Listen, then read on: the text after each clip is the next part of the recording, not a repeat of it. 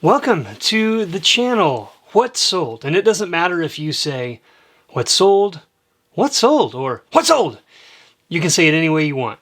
This channel is all about telling you the things that we have sold that we purchased with the intention of selling. We resell, we buy things locally and online, and we sell them for a profit. It's our business. And so we're getting started with this. We're not going to have a lot of extra stuff. What you're going to be seeing in this video and on our other videos is simply the item. We'll tell you what we paid for it. We'll tell you generally where we got it at, how much it sold for, as you'll see. And if we have any advice for the things like that or similar things to look for, then we'll tell you that also. So without further ado, let's talk about the things we sold.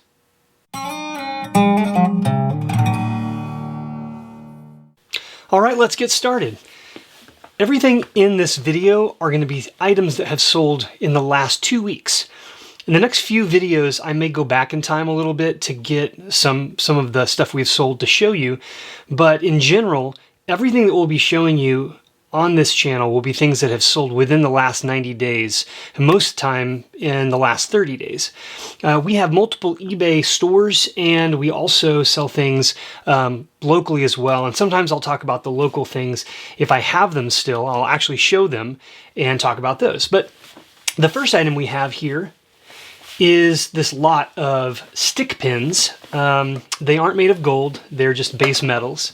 Gold tone though, and we usually put that in the title. Various types, as you can see here, you know, they're stick pins, right? They've been producing stick pins for a very long time.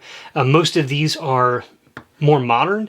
A lot of times they'll be stylized after older ones that were made of gold or some of these precious metals. This one just sold $24. We wanted to sell it quickly. We got a large lot in, and we made smaller lots. And oftentimes that's how we make good profit on things, is we buy larger lots of items. We try to take the things we think will sell fastest and for the most money. We put those up first. We try to get all of our investment money back, and then we can usually let the rest of the things sit up for maybe higher values, higher prices, hoping that they'll sell, and we don't have to worry about getting that money back because we already got it back. Next up, we have this vintage pocket chain fob. You've probably seen pocket watches that have chains. Sometimes they're regular chains. Sometimes they have what's called a fob on the end, and that would be something you could kind of hook in to your vest or your jacket or your pants pocket to kind of counterweight or to hold it in position, or even clip it on other things. This particular one is made of just a very base metal. You can see some of that green corrosion on there, which isn't great, but it features this thing called goldstone. And goldstone is not gold, and it is not a stone. It's actually a synthetic, man-made material. It's kind of like a resin or a plastic. It's hard, not quite hard like glass, but it has this shimmery gold color, and people collect that, so be on the lookout for it. This one sold for $45. I actually had several offers for a couple of weeks that I declined until I finally got the price that I wanted.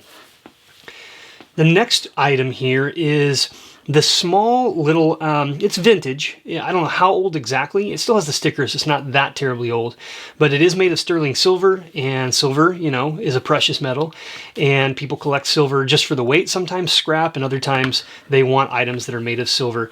This was not cleaned or polished. In fact, I almost never clean silver items when I get them, because people who collect certain things like, I don't know, mirrors like this, or even, you know, tableware like flatware, spoons, knives, forks, things like that. They want them in the original condition. If they want to go through and polish them, great. But I don't do that ahead of time, because every time you do that, it wipes off just a tiny layer of silver, and so it degrades over time. Next, we have this lot, and this is awesome, by the way. We got in a large lot recently a bunch of rocks and minerals, like a rock and mineral collection. Some of them were, a lot of them were loose, rough stones, like geodes and various minerals. And then several of them we got were like this, in this form of spheres, almost like marbles, large marbles. This particular one that we sold is hematite. And so we have a bunch of these. We got a bunch of like rose quartz and quartz crystal and hematite and tiger iron and all these beautiful colored stones that have been polished. They're not perfectly round, but they're pretty round.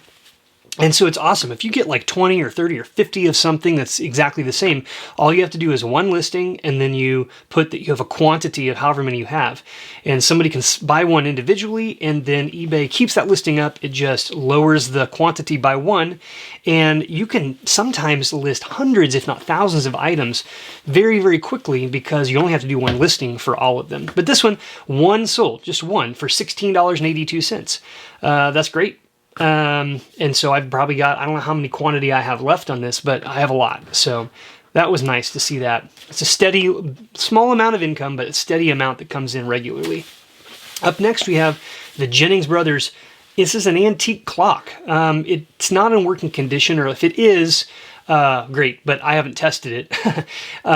You can see that the face, the glass on this is kind of aged and corroded a little bit, but definitely an old design. This is maybe brass or some kind of metal like that. It may have a coating on it, but you can see, very beautiful. It's a hand wind. Let me click on that. You can see right here where you would just turn that and it winds up. $50 for that. I probably could have got more if I'd waited, but it had been in the store for a while, so I wanted to move it along. Now we have a piece of jewelry, and man, we sell gobs of jewelry. Gobs of it. Everything you can think of. Brooches, necklaces, rings, bracelets, you name it. If it's jewelry, if a person wears it, we sell it. Earrings. This particular one is this brand, Givenchy. I think someone said recently that it's pronounced Givenchy, something like that. But it's just this gold tone necklace, kind of a clasp that sort of has a specific design, and then a pendant at the bottom of it. It's marked by the maker. This brand is highly collectible, and you can see this necklace by itself sold for $70. Pretty awesome. Now, this particular item we've had for probably over a year. We get some of these oddball things in from time to time. This is a gas, or like a steam gauge from a piece of heavy machinery, a piece of equipment. They're kind of neat and collectible because they have a certain look. They have old advertising of companies that maybe have changed a lot over time, or maybe they are no longer in business, and people like to collect things that are rare or that you don't see a whole lot. From Skokie, Illinois, this says it's quite large and heavy. Got $50 off of this one. I mean, we bought this in a lot of several things. I only have a couple of bucks into it, so it was a pretty good price there. This next item I bought for $2 at a thrift store. It was a beautiful glazed platter, kind of. It's not exactly a bowl, not exactly a plate because it had a rim. Kind of a little serving platter. Had a crackle design. That color and that type of, the way that they kind of make it, I'm trying to think of, not varnish, but, the lacquer or whatever it is over the edge of it, a glaze. That's the word I was looking for. Is kind of this, what they call Celadon, and it's kind of crackled with age. Sometimes you can find ones that are quite old, and those can bring really great value. I took a best offer on this. I end up accepting $140 plus $14 in shipping, and again, I paid $2. So that was a really good profit margin, and it didn't take us that long, maybe 3 weeks, and we sold that. About a month ago, I was at an estate sale, and I'll save the long story, but suffice to say, I bought 3 instruments that day. I bought a 1960 Gibson J45 guitar. I bought this 1914 Gibson Model A mandolin, and I bought what they call a Banjo lel, which is like, it was from 1927, I believe. It was also a Gibson. It was like a crossover between a banjo and a mandolin. I paid $1,700 for all 3 of those instruments. So I paid $300 for this mandolin, and I paid $350 for the banjo lel, which we'll get to in a moment. But the Gibson mandolin here by itself sold for $942. So paid $300, sold it within a month for $942. The only thing I had to do with this was buy a replacement bridge to go on there. The floating bridge is very much like violin bridges. It's not attached. And that one was missing. This one, unfortunately, the pick guard had cracked off and broken. They're very fragile from this time period. I mean, it's 100 years old, or over 100 years old. They a lot of times are made of like a type of plastic or sometimes tortoise shell, and they can degrade and get damaged very easily. And this one was not even there. Would have been worth more had it been there, but anyhow, I was very happy to get that price. This is a cool little bracelet found at a thrift store. I think I paid $3 for it. It has cultured pearls and this really cool like floral design. It was marked 900, so it was actually silver, but not quite sterling silver. In fact, it might have been sterling silver, technically speaking, like if you had actually analyzed the silver, but it was only marked 900. That means 900 out of 1,000 parts silver, so predominantly made of silver. I sold this for $110 at a best offer, and again, only $3. So when you can buy and sell things at higher volumes, if you can get more and more of them, and you're buying them for $2, $3, $5 and selling them for $100 or more, that's how we're able to make a living at what we do, because the cost we have into our items is so low compared to the prices we're able to get in. Guys, this is the kind of stuff you can find at thrift stores and antique stores around you all over the place. If you know what to look for, we have another channel within the this kind of the Slick Web Media family, which we're a part of, called Rusty the Reseller. And he also, you know, we work in the same area, and he's kind of an expert in a lot of things he buys and sells. He's kind of a character. So if you haven't checked out the Rusty the Reseller YouTube channel, please do that as well. The next one up here is a painting, and I love fine art. It's kind of one of my passions. Musical instruments and artwork are two things I really love to get my hands on, and it's hard to sell them sometimes because I enjoy them so much, but gotta do it. This one was a reproduction, and not just any old reproduction, like a person out there just randomly doing it. This is like a company who hired people to do reproduction artwork. You can see it's in a really nice frame. Not wood, it's a wood base, but it has a plaster mold that was affixed to the front of it, and then it had been painted. And you got to watch out for those sometimes because they can crumble and break and degrade really easily. We get artwork all the time in here that have damage, and sometimes it's worth repairing and other times not. But this particular piece came in with an entire antique store that we bought out. $155 we sold this one for, and the $75 was enough to pay for the box, the packaging, and also the shipping cost. It's hard to put an actual number on how much we paid for that because we bought a lot of things together. But you know, if I had seen that by itself, I probably would have paid as much as $50 for it. You know, turn around and sell it and make 50 or 60 bucks is not bad. Then we have this pocket watch. It's an Illinois brand, which is a pretty well-known brand in the collector world of pocket watches. This is a 19 jewel. The jewels a lot of times indicate both how well of time that it keeps, how precise it is, and also typically value. So something that's really low, 7 jewels, for example, not a very high quality pocket watch. Something with 23 jewels or 29 jewels, much higher quality. And the higher the jewel, the actual movement and the number of jewels in it will also a lot of times coincide with the value, but also the case. So a lot of times the case on something with a lot of jewels is more likely to be something made out of silver or gold, because they're going to put finer metals on a much better piece of equipment. And the same is true the opposite. The lower, you're going to have just basic alloys, metals, brass, things like that. But this was not it was like a silver tone, and I'll show you the back of it here.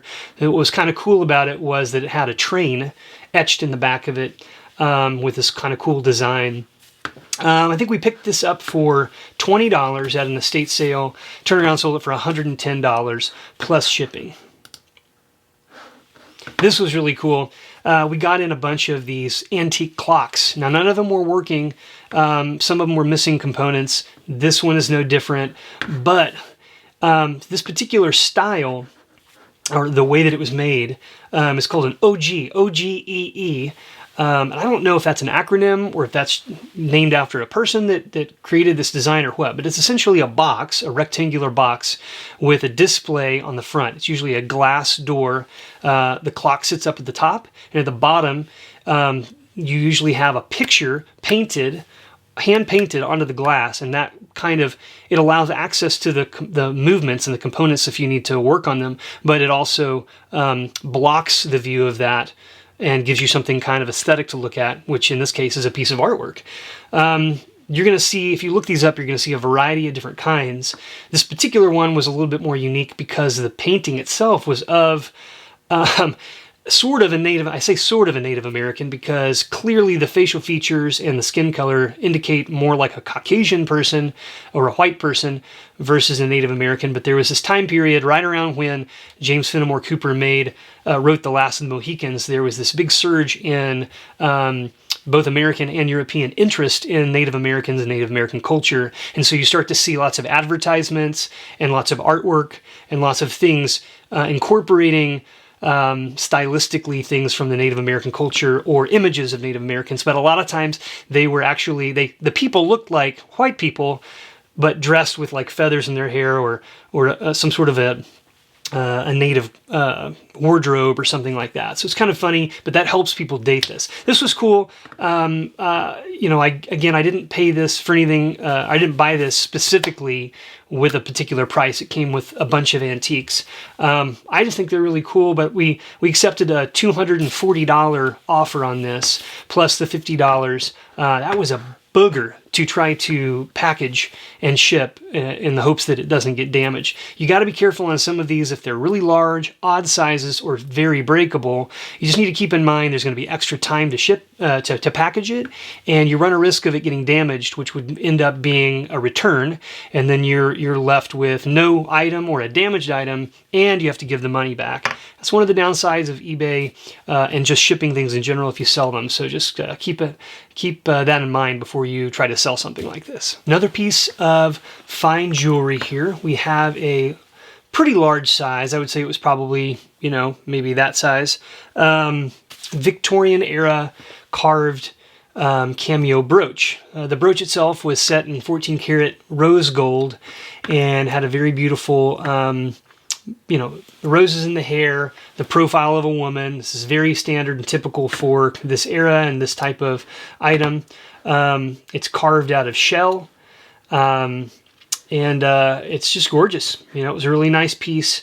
There's tons of these. To be very, you know, transparent and honest with you, I didn't make a lot of money off of this. I think I sold it for $375. I think I paid about I paid $300 for it. So after fees, you know, I may have made $40. It wasn't a risk because I knew I could sell it for what I paid for it. But sometimes you sell for gobs of money, like double that. And I've had both. I've bought things and sold them for just a little bit more, and sometimes I've doubled my money. You just never know which one of these styles or looks that a collector is going for. But if you ever find them with diamonds in them, sometimes they'll be made with like a diamond in the hair or like right where a brooch would be, it's a diamond. I find that those tend to sell for more money than the others for whatever reason. Maybe there's a collectors for that specific thing or what, but I definitely think it's neat. Here's just an example of a lot of costume jewelry. We sell tons of both fine and costume jewelry. Sometimes we sell them individually, especially if they're good brands, if they're marked, if they're made of silver or gold. But for general, just decent looking kinds that aren't branded, for example, or we've looked them up and they don't appear to have been made by a really nice manufacturer, we'll put them in lots like this and sell them. This one just sold, you know, put it on an auction. We had already made our money back from this lot, so we weren't needing a certain amount of money from this. We bought an entire jewelry collection not long ago, and this is just a part of that. $39 for, looks like, I don't know, maybe 15 pairs, something like that. Postcards, man, we sell tons of postcards. We've sold thousands of postcards just in the last couple of years, sometimes in large lots like this. This is 1,000 plus. And these were mostly foreign. I think there are several different types of topics in this. Some were USA made, some were foreign. The nicer ones, real picture postcards that feature real photographs of people on actual photograph paper. Those sell really well for us, especially unique, oddball things. This was sort of like liquidating out ones that were not nearly as valuable to sell individually. But man, there's so many reasons to sell postcards. They're cheap a lot of times. They cover a wide variety of genres and topics. You've got cool advertising. You've got cool visual images. You've got rare stamps sometimes rare the cancellations on the stamps if they're done from a post office that no longer exists, or they were stamped on a train in transit, and the train, company no longer exists. There's a variety of things, not to mention the messages, handwriting, could be by a famous person. So there's lots of reasons. If you don't know about postcards, you don't sell them, you should educate yourself. The Rusty channel I mentioned before actually has a lot of videos on that topic as well that you might want to check out. Moving on here, bought this ring and another ring recently at a Habitat for Humanity restore. As a matter of fact, they were doing it was like a silent auction, and in a case there's like maybe 4 rings. Because I've handled lots of jewelry, I could tell just by looking at it that it was gold. They were listed as costume pieces, however, and so I saw a possible opportunity. I bid on all 4 of them. I only won 2 of them. One ended up being 14 karat gold. The other ended up being 10 karat gold. This is the 10 karat gold one. I thought the other one had jade and it was 14 karat. I thought it would sell first. I was wrong. This one sold first. $365. I think I paid $100 for this ring. I paid $150 for the other ring, and it also sold for around the $300 range. So I made about $200 to $300, about double my money on this, and it took about 2 weeks. Another example, like the hematite spheres and the other gemstones and minerals I mentioned before, we have a bunch of these slab cut small pieces of various minerals. This particular one is tiger's eye and hematite in matrix. People who create jewelry, some people just collect minerals and rocks and they would want this, or they just like the look of it. Maybe it's for a kid, maybe it's a gift, maybe they make jewelry and they're going to use it in the process of creating a new piece. Either way, this sold best offer $15. Again, I've got dozens of them, so when an offer comes in, I can afford to take, if they offer me half, I can sometimes sell it for half because I don't have any money in it anymore. These came in large lots, and so anything that I get, the cost of the item is already taken care of, and that's just about profit once it sells. Here is another cool item we got in a big buyout, and we didn't even know it was in there. We're looking through boxes. Here it is. It was a Stetson hat. Let me see if I can show you the front of it. There you go. I don't know if you can see that right here. Kind of this cream color, kind of a cool edge around the around the edge of it, and also the strap around the head portion, and then you have like this little feathery thing. It's in the original box, had the original wrapping, original receipt for what it cost. I think it sold in 1982 is what it says. We accepted an offer for $170, and this was that was great, and it was already in a box, so you really just have to put a little bit of padding, put that box in a slightly bigger box, send it on its way. This also came from an antique store buyout. $115 we got for this sword, and it was a nice sword. It was just for display purposes. It wasn't super sharp or anything like that, but it has a really cool look on the blade there. It had a nice sheath. Looks like it was, I think, made probably in the 1970s, 1980s, something like that. But somebody wanted it, put up on the shelf or on the wall. So we got $115 for that. I was pretty happy. And then last up on today's video is this. I alluded to it before. It's the Gibson. It's the UB3. So it was a banjo ukulele. Imagine the size of a mandolin, rather, but it is created. It is a banjo with the resonator kind of portion there, and then you have it's the tuning is like a mandolin. It's 4 strings like a mandolin, tuned like a mandolin, but for all practical purposes, it is a banjo. I don't think they make these kinds of things anymore. It was kind of quirky. Must have fit in musical styles back in that time period in the 1920s. Paid $350. What did I say? I think I paid $350 for this one and $300 for the mandolin, but accepted a best offer for right around $950. Had it for $12.99. still made 2 to 3 times the initial money back. And with the sale of these 2 items, this is the coolest part. The mandolin and the banjo here sold, and the money I got back from that paid me for my entire purchase, which means the Gibson 1960 J45 guitar we bought, we have no cost in it anymore. And so it's actually at a luthier shop right now getting some work done. When it gets out, it's going to sound great. Can't wait to play on it.